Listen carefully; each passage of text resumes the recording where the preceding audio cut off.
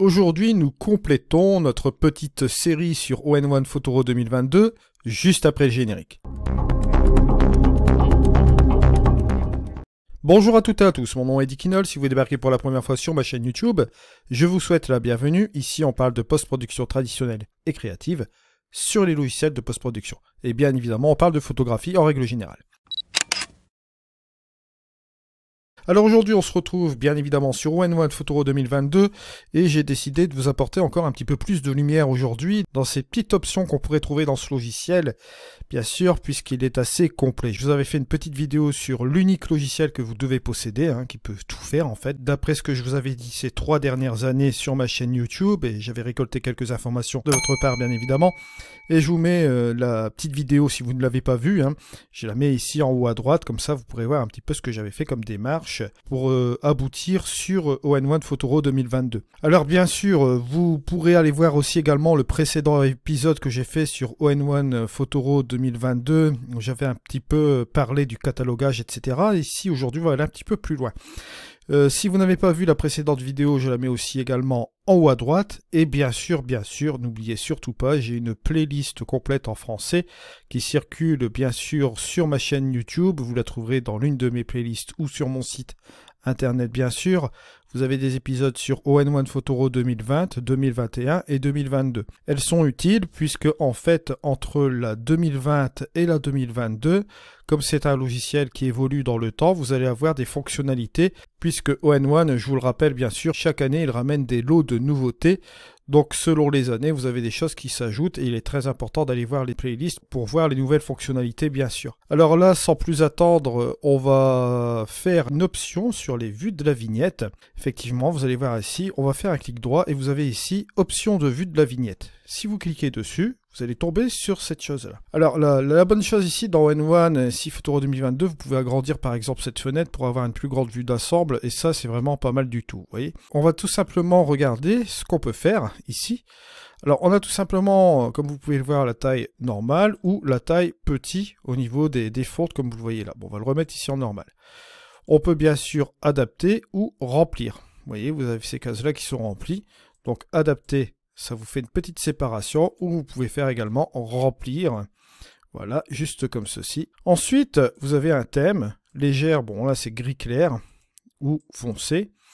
Bon, si vous vous remettez sur une vignette adaptée, vous mettez en légère, ça peut être intéressant aussi. Vous voyez, vous avez un système grisé, ça vous fait des petits diaporamas comme ça, super intéressant. Personnellement, après avoir fait plusieurs tests, je pense que bon, en rempli c'est pas mal, mais bon, ça coupe forcément un peu la photo, tandis que l'adapter, forcément, vous voyez l'image en entier, donc je préfère l'adapter. Et au niveau du thème, soit foncé ou légère, bon, ici c'est gris clair, on va le laisser en gris clair, c'est pas mal du tout. Ici vous avez l'évaluation et étiquette sur la gauche, qui est juste ici.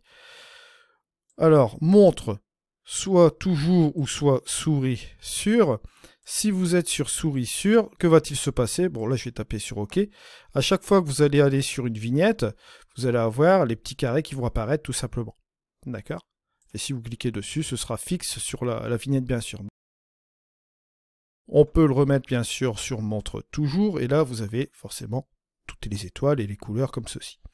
Alors à droite, vous pouvez déterminer encore autre chose, soit vous mettez le nom du fichier, comme ici, vous le voyez, on peut l'indiquer ici, soit vous mettez tout simplement la base du fichier, sans mettre préalablement l'extension de celui-ci, soit vous mettez tout simplement l'extension du fichier. Autrement dit, ici, c'est du RAF. Vous verrez qu'après, je vais mettre du NEF avec du Nikon. On peut mettre tout simplement le dossier, aussi également, que vous voyez là. Et vous pouvez tout simplement mettre des évaluations et étiquettes sur le côté, d'accord? Et là, à ce moment-là, ça ne passera plus à gauche, mais ça ira à droite. Ou vous mettez tout simplement le marqueur de sélection. Mais là, on n'a pas mis de marqueur de sélection, donc on ne le verra pas. La date de la capture, pourquoi pas? Bon, là, forcément, à gauche, on va mettre ici l'évaluation et étiquette, voilà. Tout cela, bien sûr, ça peut être paramétrable. Bien sûr, vous vous doutez bien, là, ici, si je regarde un peu l'ensemble, bon, là, on a encore d'autres paramètres qu'on peut mettre également. Regardez comme ici, les ISO, là, je suis toujours sur la droite, comme vous voyez là. Si je veux mettre, par exemple, sur le bas, un autre paramètre, je peux mettre l'ouverture, par exemple, vous voyez, bon, on a toutes ces choses-là aussi également. Petite précision, bon là je vais remettre ça à 0, également cette extension là à 0. Certains paramètres ne passeront pas d'une caméra à une autre. Si je vais par exemple sur GoDrevi, je vais retrouver quand même ici, si je refais l'option de la vignette, bon là si je vais sur la droite, je peux aller tout simplement mettre mon droit d'auteur. Si vous voulez mettre ici tout simplement sur le bas la description, bon là vous ne le verrez pas pour la simple et bonne raison que j'ai pas mis de description, mais si je mets tout de suite une description sur une des photos ici, je mets par exemple ici description, alors, je vais mettre description test, voilà, au pif, juste comme ceci, et vous verrez que là si je reviens sur l'option de la vignette, bien sûr, bon, là je suis en droit d'auteur, je reviens sur la description, bien sûr, là vous avez la description test que vous voyez forcément ici. Si on veut, on peut mettre la dimension originale, le modèle de caméra, là ici un Nikon Z5. On peut également ici jouer avec la vitesse d'obturation. Bref, exposition et ISO par exemple. Bon, c'est quand même incroyable le nombre de paramètres que vous pouvez mettre ici dans ce logiciel. Bien sûr, bon là on va taper sur OK, je vais revenir sur mon fichier. Et là, par exemple, ici, si je viens sur l'option de vue de la vignette, hop, je vais aller sur le bas, c'est pareil, c'est la même chose. On peut avoir la dimension originale, on peut avoir le modèle de la caméra, là c'est un X-T20, le modèle de la lentille, vous voyez là ici, donc de l'objectif, l'ouverture comme je vous ai montré tout à l'heure. On a fait ce petit tour d'horizon et on va passer à autre chose. Allez, par exemple, je vais mettre, bon, sur cette photo là, je vais appuyer sur cette petite icône que je vous ai pas montré la dernière fois, c'est passer à la carte. Je clique dessus tout de suite et vous allez voir, ça c'est super cool. Voilà. Alors voilà ici, on passe sur cette vue là. Vous allez me dire, ouais, bon, c'est bien, t'affiches une carte et dis ça sert à quoi? Ça va avoir une très grosse importance puisque là, vous allez voir que, bon, ici, par exemple, je ne vous ai pas montré aussi cette chose-là la dernière fois, on a tout simplement les EXIF, les IPTC, l'emplacement, d'accord, juste comme ceci, et vous avez la possibilité de remplir plusieurs champs comme ça. Et bien évidemment, ce que vous pouvez faire, vous pouvez simplement appuyer sur CTRL et choisir par exemple ces 4 photos-là, faire un petit remplissage et ça va se mettre directement dans ces photos sélectionnées bien sûr. On peut bien évidemment aussi faire une autre chose, bon, on peut se mettre sur l'emplacement. Là par exemple, bon ici si je prends plusieurs photos, vous allez voir des points bleus qui ne seront pas complètement remplis pour la simple et bonne raison que vous allez avoir ces photos-là qui contiennent ces mots-clés. Et il y en a une qui ne contient pas ces mots-clés, donc forcément, si je désélectionne cette photo-là, on va voir réapparaître tous les mots-clés. Et bien sûr, si je reprends cette photo-ci, il n'y aura pas les mots-clés, bien sûr, attribués sur celle-ci. Alors bien sûr, ce que vous pouvez faire pour enlever plusieurs mots-clés en même temps dans la liste des mots-clés, vous pouvez tout simplement prendre les photos attribuées. Bon, là, ce sont des copies virtuelles ici. Bon, on va prendre tout simplement ceci, voilà. Et vous pouvez tout simplement enlever tout cela en une fois. Vous pouvez décocher tout cela, bien sûr, vous voyez, juste comme ceci. Et là, bien évidemment, ça va s'enlever sur toutes les photos, comme vous voyez là, en une fois. Maintenant, si vous voulez enlever ou supprimer un ou plusieurs mots-clés, vous faites cela, vous appuyez sur Shift, clic droit, supprimez le mot-clé, et là, bien évidemment, ça va supprimer la liste des mots-clés que vous avez sélectionnés. Si vous voulez sélectionner un mot-clé là, un mot-clé là et un mot-clé là, vous pouvez supprimer ces mots-clés aussi, bien évidemment.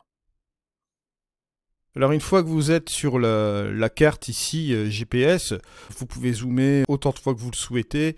Mais vous allez voir qu'il y a un côté un petit peu plus pratique. Bon là, moi par exemple, je vais prendre ma région où je réside ici au Royaume-Uni. Je vais taper bon, les Cornouailles en Angleterre au Royaume-Uni. Et on va cliquer dessus et vous allez voir que là, tout de suite, ça va directement s'orienter sur la portion, sur la région où je réside, bien sûr. Vous avez plusieurs modes de vue ici à côté. Je vais vous montrer juste après. Mais ce que je vais faire, je vais me faire encore plus fort. Je vais tout simplement taper l'endroit ici de cette plage, c'est-à-dire Guyfian. J'ai plusieurs catégories ici. Bon, on va prendre l'école de surf par exemple. Voilà, boum. Et donc, on peut prendre le mode satellite, qui est beaucoup plus approprié. Vous voyez, vous avez tous les détails ici de la carte, avec beaucoup de choses, bien sûr. On peut tout simplement encore zoomer, hein, si on le souhaite, vous voyez, juste comme cela, pour faire apparaître encore plus de détails. Et bon, là, bien évidemment, vous avez donc ici, on va un peu dézoomer, une fois ou deux fois.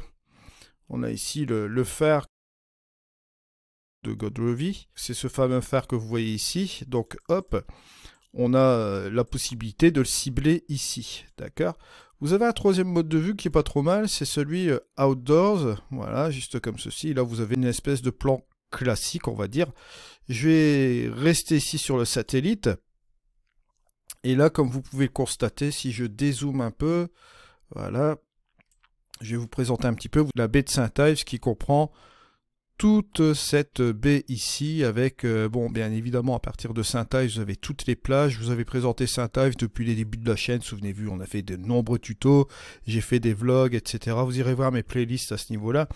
Et vous avez même ici l'endroit qui est Carbis Bay. Souvenez-vous, j'avais fait un vlog justement sur toute la baie de Saint-Ives pour vous montrer un petit peu où situait le Carbis Bay. C'était l'endroit du G7 l'année dernière. Allez voir la petite vidéo en haut à droite. On était parti de ici et on était arrivé jusque là. J'avais fait toute la balade de la plage ici avec Nancy. Allez surtout voir ce vlog. Vous allez voir, vous allez découvrir des beaux endroits. Là, bien évidemment, bon, j'ai sélectionné ce petit endroit ici, mais si je veux, par exemple, prendre, bon, la plage, la repérer ici. Si je veux mettre un point GPS là, je fais un clic droit d'abord. Vous allez avoir un petit menu qui va apparaître ici. Cliquez pour définir l'emplacement. Ben, vous cliquez justement sur cet endroit-là avec le bouton gauche de la souris. Boum! Et là, vous avez le point GPS. Et ce point GPS-là, ben, il apparaît tout simplement ici. Et vous avez la localisation exacte de l'endroit, bien sûr. Voilà un petit peu l'avantage que ça peut faire avec ce point GPS justement sur ce truc-là. Alors on va rentrer ici dans le vif du sujet. Ici j'ai d'autres photos bien sûr de Guyfian par exemple. Je vais directement aller ici. Si je veux passer par un sidecar pour aller éditer ma photo, je peux le faire aussi également. Bon là, par exemple, on va aller sélectionner les photos. Je pourrais très bien faire un HDR aussi. C'est-à-dire que là, si je veux faire un HDR, c'est tout simple, je vais prendre les trois expositions que j'ai prises par exemple sur cette photo-là, là et là. Et là, vous allez avoir sur le menu ici sur le côté, différentes options qui vont apparaître, tout simplement. Vous avez couche, panorama, HDR, focus pour le focus stacking. Et bien sûr, vous pouvez faire des timelapses avec ce logiciel-là. Et il faut bien comprendre une chose, c'est que cette petite icône ici va vous permettre de faire des couches. Vous allez sélectionner plusieurs photos, bien sûr, et lorsque vous allez sélectionner ces couches-là, ON1 va tout simplement vous les superposer les unes sur les autres, tout simplement, vous allez voir ici.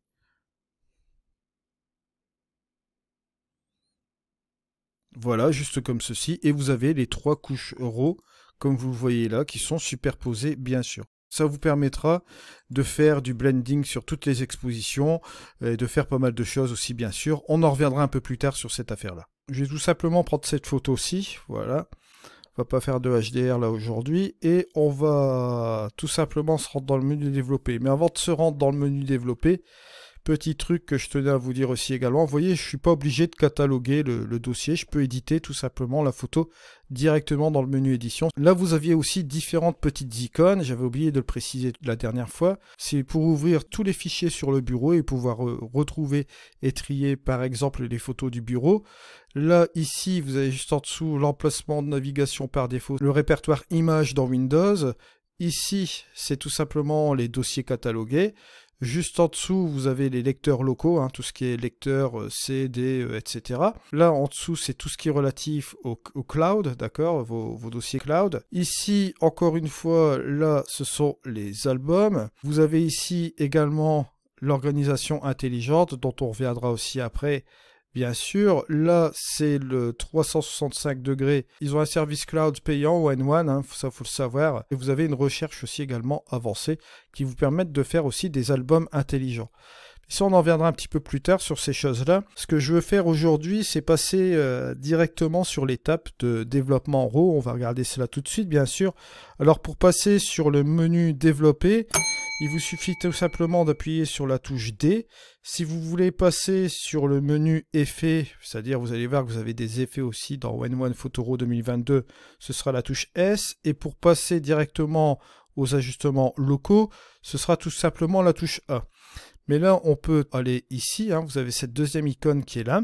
On peut tout simplement modifier la photo en appuyant une fois dessus. On va arriver directement sur le menu de développement et l'interface en règle générale d'All-in-One, où vous laissez appuyer comme ceci. Et là, vous avez toutes les catégories, menu développé, FX avec les effets, comme je vous l'ai dit. Hein. Vous avez le changement de ciel. Vous avez également faire de la retouche pour portrait et les ajustements locaux sur la fin ici. Là, ce qui va nous intéresser, c'est d'aller dans le menu développer. Juste comme ceci, donc vous voyez là on arrive directement sur notre menu développer. Interface vraiment très bien, vous allez voir que c'est super sympa comme logiciel. Là ici vous avez la possibilité d'appuyer sur ce petit volet que vous voyez là pour faire apparaître tout ce qui est pré-réglage. D'accord, mais là on n'en aura pas besoin pour le moment, je ne vais pas les utiliser les pré-réglages puisque je vais vous parler tout simplement de cette interface que vous voyez ici pour ce qui est développement de fichiers RAW. Alors bien sûr, au-dessus, bon, si on fait un petit tour d'interface assez rapide, vous allez retrouver le menu de navigation avec votre photo, hein, où vous pouvez tout simplement zoomer comme ceci, d'accord? Vous déplacer à l'endroit de la photo, ça peut être aussi pratique, comme vous voyez ici, hein, d'accord? Après, vous avez la petite main qui est juste là, ça vous permet de zoomer et dézoomer.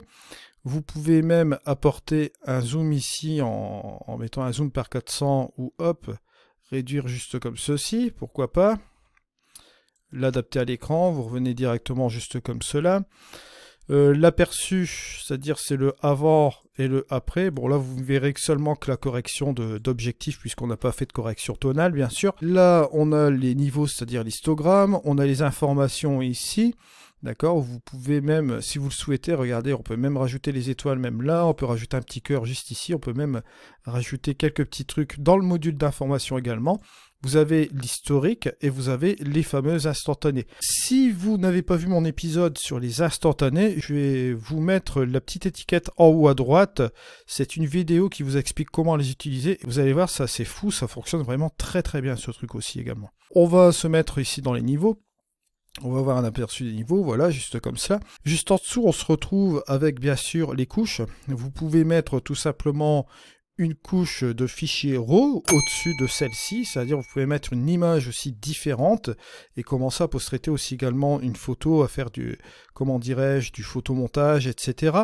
Mais vous appliquez tout cela sur du fichier RAW. Vous pouvez encore en ajouter une autre, vous pouvez également coller des calques ensemble, toutes les formules inimaginables sont vraiment dans ce logiciel. On peut faire même de la luminosité. Bref, on va avancer dans les tutos bien sûr en avant.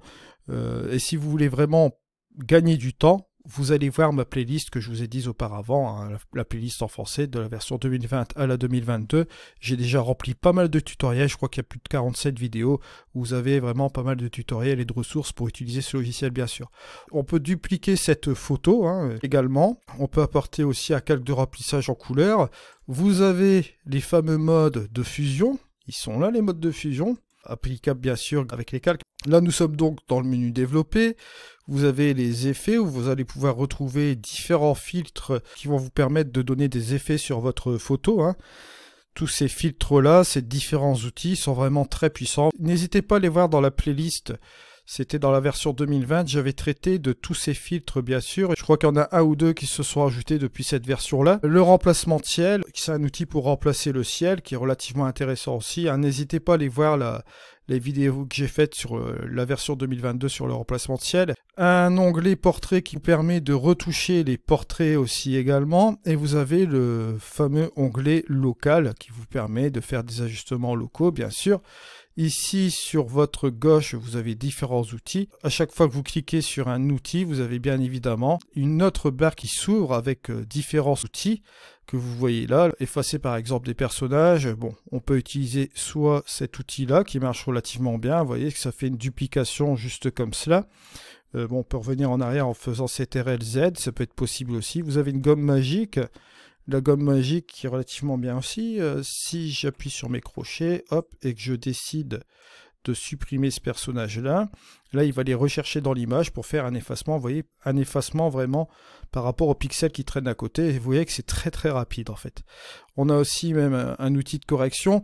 Ah ouais, petit truc, hein, si vous voulez s'appuyer sur l'outil, vous avez une petite explication qui vous explique à quoi sert l'outil. Et vous avez également le petit raccourci entre parenthèses. C'est le R ici pour le pinceau de retouche. Vous avez bien sûr le fameux clone stamp. Vous sélectionnez un échantillon dans l'image grâce à la touche Alt afin de recouvrir la partie souhaitée. Et vous avez ce fameux outil qui est vraiment très pratique, c'est visualiser la poussière. Vous voyez, bon là, qu'est-ce qui se passe? Ça fait un truc assez bizarre. Mais non, je vais vous expliquer pourquoi. En fait, ça vous montre les tâches de capteur que vous avez dans votre photo. Alors pourquoi c'est très utile? Pour la simple et bonne raison que lorsque vous faites cela, contrairement à Lightroom où vous avez la reproduction en noir et blanc pour voir parfaitement les spots, là ici c'est encore plus intéressant puisque ça vous contraste à fond l'image, la structure, etc. en un seul bouton, hein, et ça vous fait ressortir tous ces tâches de capteur. Alors si vous avez un hybride, forcément c'est très pratique. Bon là, hop, j'ai utilisé cela, j'aurais pu très bien utiliser le truc de retouche ici à côté, ça aurait fonctionné directement. Et une fois que vous avez terminé, hop, vous faites cela bien sûr, et votre tâche de capteur elle est bien évidemment partie. Alors, ce truc-là, c'est vraiment très pratique, cet outil-là. Je dois dire que je l'apprécie énormément. Vous avez également toutes sortes de choses pour faire de la retouche avec les pinceaux, etc. J'en reviendrai un petit peu plus tard. Vous avez une sélection aussi, c'est le masque de ligne qui est vraiment assez affolant. Vous avez ici tout ce qui est instrument portrait. Si vous cliquez dessus, forcément, ce sera tout ce qui est retouche de portrait par intelligence artificielle. Là, encore une fois, si vous cliquez ici dessus, c'est tout ce qui est ajustements locaux. Vous avez la possibilité de mettre du texte. Vous avez la possibilité de faire ce que vous voulez. Vous voyez, avec votre, comment dire ça, avec votre couche ici. Vous voyez, on peut la faire aller dans tous les sens. Et comme vous pouvez le constater ici, bon, ça lag pas. Et on est en train de travailler directement sur le fichier RAW. Petite parenthèse, là je suis revenu dans le menu ici où vous avez la bibliothèque, où vous avez tout simplement les catalogues, etc. Si vous voulez démarrer dans N1 Photo RAW avec un document vierge, vous faites tout simplement ici, hop, fichier, vous faites nouvelle zone de travail. À partir de ce moment-là, vous avez le nom de la zone de travail, bon ce sera la couche autrement dit. Vous avez bien évidemment la possibilité de jouer ici avec les valeurs de pixels. Ici on voit que c'est 3900 x 5700. Je vais prendre une largeur un peu plus conséquente. Je vais faire l'inverse, 5700 x 3900 par exemple, ou on peut prendre une valeur d'une photo, peu importe, et vous cliquez tout simplement sur OK. Bon, vous avez la résolution ici de 300 pixels aussi également. Allez, on clique sur OK. Et là, bien évidemment, vous arrivez sur un calque qui est complètement vierge. Allez, maintenant on reprend le tuto. Bon là, pour remettre ici en place, on peut le mettre juste comme cela. Vous avez un outil de recadrage aussi également. Bon, cet outil texte, bien sûr, là, on va tout simplement le supprimer puisqu'on n'en aura pas besoin. Et là, on va retourner ici et on va revenir un peu à nos moutons. On va aller tout de suite aller voir cette chose ici au niveau de l'ajustement. Bon, alors on est dans l'outil développé. Vous avez la possibilité de choisir un profil de caméra. Bon, profil de caméra, vous avez ici les premiers profils de caméra qui sont ON1 standard, landscape, portrait, vivid, neutral. Ce sont des profils de caméra qu'ON1 met par défaut avec son logiciel et qui fonctionnent très bien. C'est un peu l'équivalent de ce que vous pouvez avoir sur les profils dans Lightroom avec Adobe Standard, Adobe Landscape, etc. Là, on retrouve à peu près la même chose. Et là, en dessous, vous allez retrouver vos profils, par exemple, de caméra. Par contre, il y a une chose intéressante, c'est que vous avez le RAW linéaire. Et là, vous voyez que le RAW linéaire, ça vous donne quoi? Ça vous donne ce type de fichier-là, un fichier très plat, décontrasté, avec ces espèces de tonalités-là qui sont relativement intéressantes. Bon, en appuyant sur J, vous avez bien sûr l'écrêtage. Bon, là, vous vous en doutez bien ici, elle est un petit peu écrêtée, cette photo-là, puisque c'est une des expositions. J'avais fait 3 expositions pour avoir justement toutes les données de cette chose-là. On fera un HDR un peu plus tard, sans doute avec cette photo-là, mais bon, on va garder cette photo-ci pour l'exemple d'aujourd'hui. Là, vous avez ici, après avoir sélectionné votre profil de caméra, on va rester sur le standard. Soit vous faites vos changements par rapport à la tonalité manuellement, ou soit tout simplement vous utilisez le AI Match ou le AI Auto. Alors même en étant sur le profil de caméra là, si vous allez tout simplement sur le AI Match, lui, il va aller rechercher le profil de caméra que vous aviez derrière celle-ci, hein, le profil que vous avez sélectionné, il va aller vous rechercher automatiquement le profil de caméra que vous aviez à l'arrière de l'appareil photo. Il va le simuler, si vous préférez, par rapport aux tonalités là. Et là, effectivement, j'avais un des profils plats du Nikon Z5 et vous voyez qu'il me l'a simulé parfaitement bien. Donc ce AI Match fonctionne vraiment super bien. On peut revenir bien sûr au manuel, repartir ici sur le AI Match, et vous pouvez jouer avec le curseur automatique qui vous permet par exemple de jouer avec les tonalités qu'il a rectifiées. Si par exemple je veux revenir ici à 50, regardez, hop, un peu plus de 50, vous voyez, il peut le faire. Si je veux aller là, regardez, sans aucun problème, je le laisse à fond comme cela. Si je veux revenir à 0 sur tous les correctifs, je peux faire réinitialiser tout simplement. Voilà. Alors ensuite, on a un autre bouton qui est AI Auto, et ça c'est relativement intéressant, vous allez voir, je vais cliquer dessus, voilà, boum, et là il va me faire les correctifs automatiques. Je ne sais pas si vous avez vu, je vais revenir un peu en arrière, ton et couleur juste comme cela, je recommence, boum, voilà, il m'a fait tous ces correctifs lui-même, c'est-à-dire correctifs au niveau, comment dirais-je, développement, au niveau de la balance des blancs, au niveau de la saturation et de la vibrance, vous voyez, juste comme ceci. Et vous pouvez bien sûr jouer avec ce curseur automatique, voilà, on peut revenir un petit peu en arrière, pourquoi pas, ou bien le laisser à fond, et revenir sur ces curseurs nous-mêmes, bien sûr, manuellement. On pourrait très bien jouer avec le curseur de ton moyen, et pourquoi pas assombrir les choses, ou éclaircir, pourquoi pas. Vous voyez, on a plusieurs possibilités, bien sûr. Baisser les hautes lumières, les tons clairs ce sont bien sûr les hautes lumières. On peut bien sûr activer, la petite option que vous voyez là, c'est récupérer la teinte de surbrillance. Vous voyez là ici au-dessus ce qui est en train de se passer. C'est-à-dire que là c'est assez formidable, dans les hautes lumières, bon lorsque ça crame un peu comme vous le voyez là, hein, lui il va tenter de récupérer grâce à son algorithme la couleur manquante dans les hautes lumières qui ont été cramées. Regardez bien là, hop, vous voyez, il récupère cette couleur là. Ce qui est assez relativement incroyable au niveau de ce logiciel. Pardon. Au niveau de ce logiciel, vous voyez, ça permet quand même de faire des choses assez incroyables. Si je fais le avant et le après, vous voyez, on a retrouvé déjà des données là-dessus. Bien sûr, bon, on peut reprendre la main, tout ça. Bon, vous voyez un petit peu la petite chose. On a bien sûr la possibilité de rajouter un peu de structure, hein, comme vous voyez là. Si vous voulez jouer sur la brume atmosphérique, réduire la brume atmosphérique, il faut aller vers la gauche, tout en faisant attention, en rajouter de la brume atmosphérique, on peut le faire aussi également. Bien sûr, ce n'est pas le but ici. Le point blanc, on peut très bien le reculer aussi un peu, pourquoi pas, et le ramener un peu juste comme ceci. Et vous voyez qu'on a déjà ce résultat-là. Si vous voulez faire un avant-après, hop, on a ici le avant, hop, et le après. Vous voyez, juste comme ceci. Un exemple parmi tant d'autres, comme je vous le dis bien sûr. Alors là, bien sûr, en bas, vous avez la possibilité de revoir au niveau de la balance des blancs. Encore une petite parenthèse concernant la balance des blancs. Bon là je vais refaire un AI auto sur cette image là, une image complètement différente bien sûr. Et là bon, la balance des blancs, vous doutez bien, bon là la saturation et la vibrance est faite automatiquement. Cette balance des blancs reste inchangée, vous l'avez ici comme tournée. Il vous est possible tout simplement de sélectionner un preset, en lumière du jour, nuageux, etc. Vous avez différents presets, ou vous pouvez simplement cliquer sur le bouton ici, arrêt automatique, boum.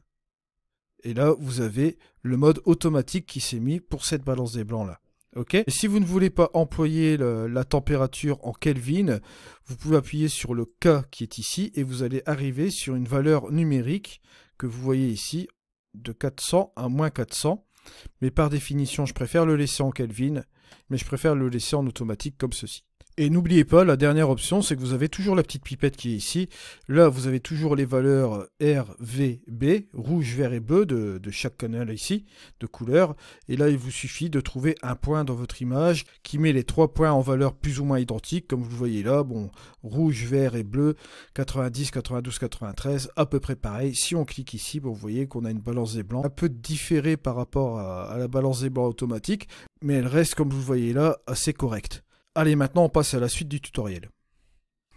La balance des blancs qui a été faite automatiquement, bien sûr, je vous le rappelle. Si vous voulez la modifier d'un point de vue créatif, vous pouvez toujours le faire aussi également, vous voyez. Si vous souhaitez réchauffer, rajouter un petit peu de teinte, jouer avec la saturation, la vibrance, vous pouvez toujours le faire. Bien sûr, il est possible d'aller chercher avec la pipette un point qui soit plus ou moins neutre. On a toujours le RGB qui est là, hein. Donc un point neutre pour avoir des 3 valeurs qui soient plus ou moins identiques. On va cliquer ici par exemple, voilà, on a cette chose là et vous avez un truc, franchement j'adore ce logiciel par rapport à cela parce que vous avez 2 trucs, bon, c'est la pureté sur les tons clairs et les ombres. Ça va vous permettre tout simplement de désaturer localement les hautes lumières et les ombres. Regardez, si je veux désaturer les hautes lumières, je peux le faire. Hop. Revenir, vous voyez, bon, juste comme ceci, à la limite, voilà, désaturer un peu. Si je souhaite désaturer les ombres, je peux le faire aussi également, regardez.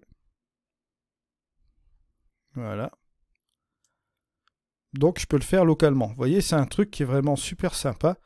Bon, bien sûr, je peux revenir en arrière, hein. Voilà. Parce que si je vais complètement vers la droite, vous allez voir, je vais désaturer complètement. Et là, forcément, ça donne du noir et blanc. Mais vous voyez, si je reviens en arrière, hop, je rattrape un petit peu de couleur. Là, ici aussi un peu. Vous voyez, dans les hautes lumières comme ça. Ça permet d'avoir un truc assez sympa. Voilà.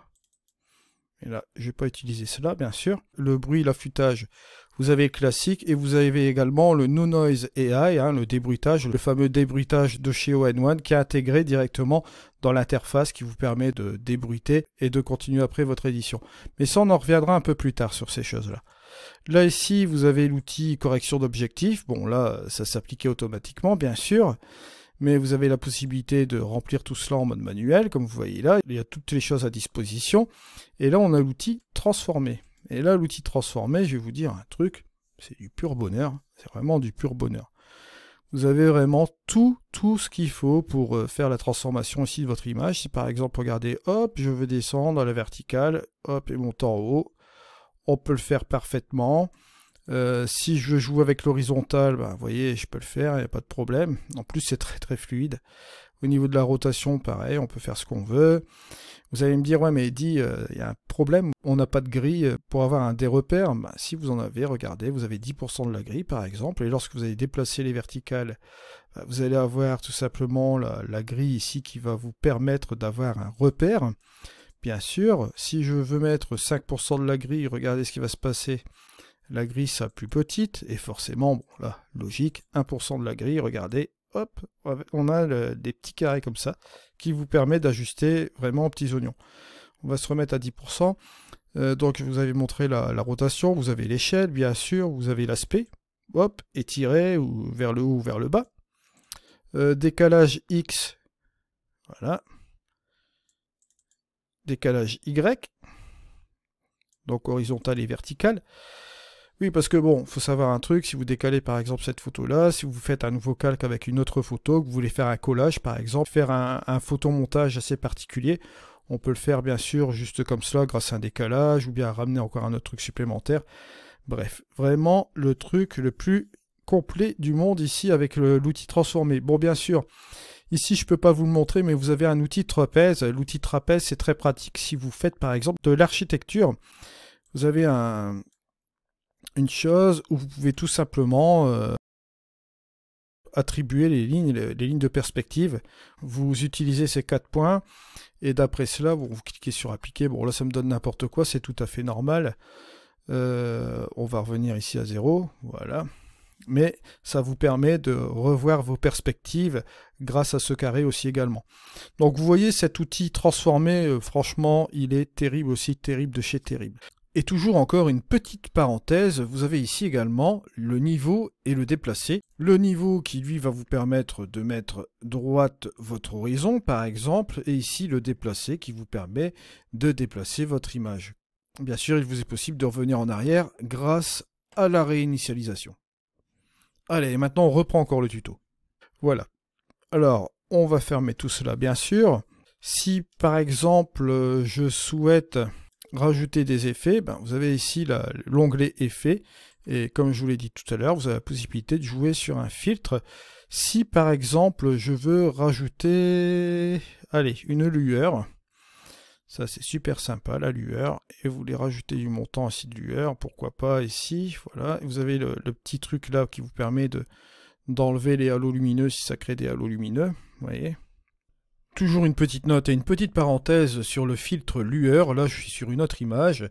Je l'ai volontairement zoomé. Bon, dézoomer, ça donne ce résultat-là. On va zoomer ici à l'intérieur et on va prendre cette cabane.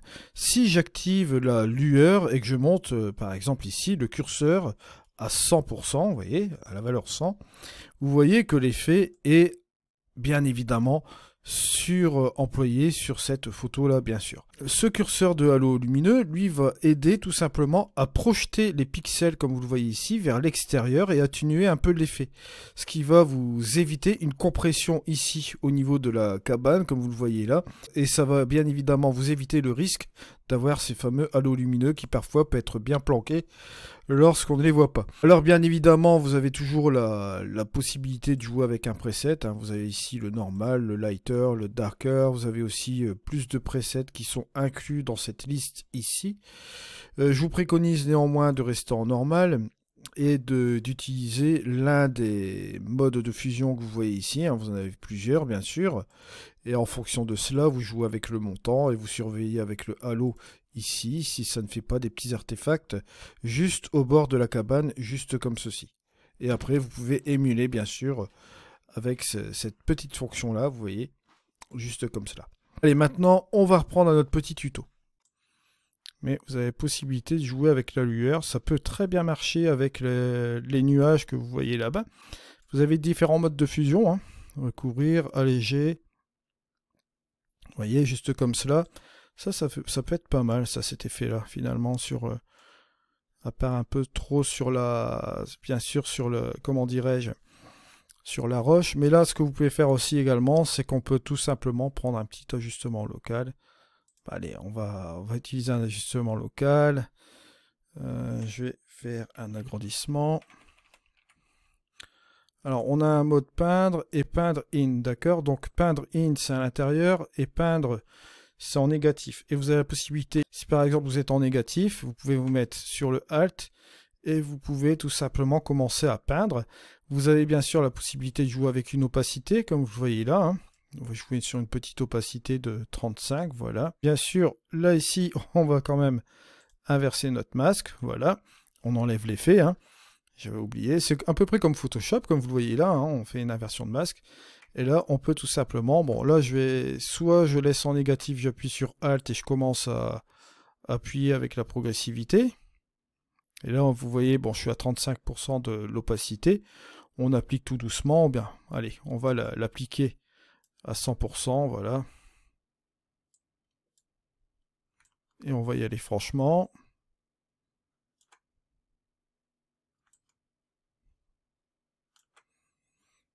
Et pour ne pas appuyer sur le bouton à chaque fois, je vais mettre sur Paint Int, voilà. Voilà, on va tout simplement appliquer cet effet-là.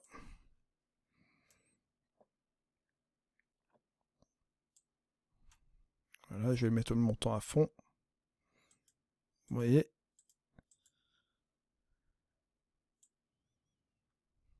Et bien sûr, si je fais un affichage, vous voyez qu'on a le masque ici. Bon, on peut même le terminer comme ça, le masque. Là, je fais un petit peu plus de choses. Bon, on peut jouer avec la densité si vous le souhaitez, avec ce curseur-là. Regardez, par exemple, je vais tout simplement jouer avec l'intensité pour, vous voyez, appliquer un peu l'effet quand même sur les rochers et insister plus sur cette partie-là. Donc, regardez l'affichage, ça nous donne un masque comme ceci. Et vous voyez que ça donne un petit truc sympa déjà comme ça. Si je fais le petit backslash, vous voyez, on a le avant, on a le après ici. On a commencé à s'amuser avec un truc vraiment cool. Bien sûr, si vous voulez appliquer de la luminosité, on peut jouer de la luminosité aussi. Je vous rappelle, au niveau des masques, blanc applique, noir n'applique pas. Et la couleur grise, bien sûr, ça va être plus ou moins appliqué, selon que ce soit gris foncé ou gris clair. Gris clair, ce sera plus appliqué. Gris foncé, ce sera moins appliqué. Je vous rappelle, la luminosité, valeur de 0 à 255, qui part du point noir, noir absolu, jusqu'au point blanc. Et vous avez aussi les tons moyens qui sont situés ici au milieu. La luminosité, je vais vous mettre un petit épisode que j'avais fait sur Photoshop. Il est valable sur tous les logiciels de post-production, ça vous explique la synthèse RGB, la luminosité, etc.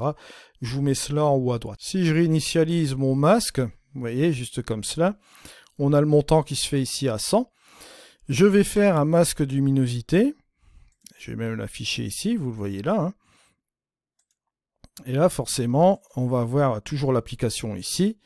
Et là, au niveau des ombres, bon, ça va moins s'appliquer puisque ce sera plus sombre ici au niveau du masque. Si je bouge mon curseur ici des tons moyens, regardez ce qui va se passer si j'affiche mon image. Hop, je vais booster mon ton moyen ici. Ben là, ça va s'affecter un petit peu plus dans l'image, juste comme cela. Je vous donne un petit exemple. Hein. Si vous voulez voir davantage de choses sur le masque de luminosité, sur ce panel-là, je vous renvoie sur l'épisode que j'ai fait aussi également sur All-in-One Photoro. Là, par exemple, on peut baisser aussi le montant.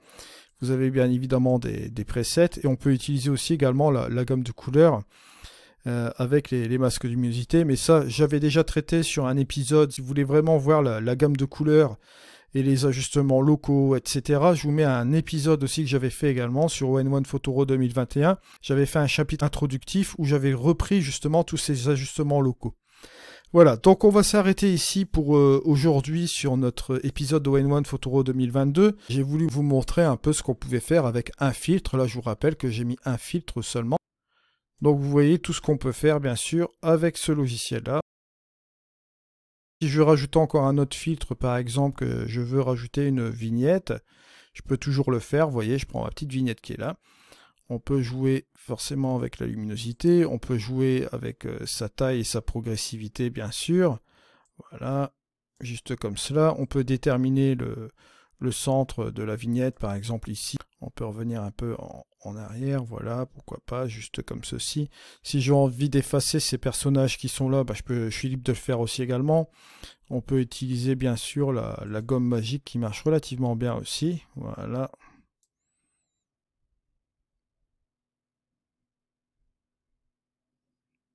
Et ici on a ces deux personnages qui sont là.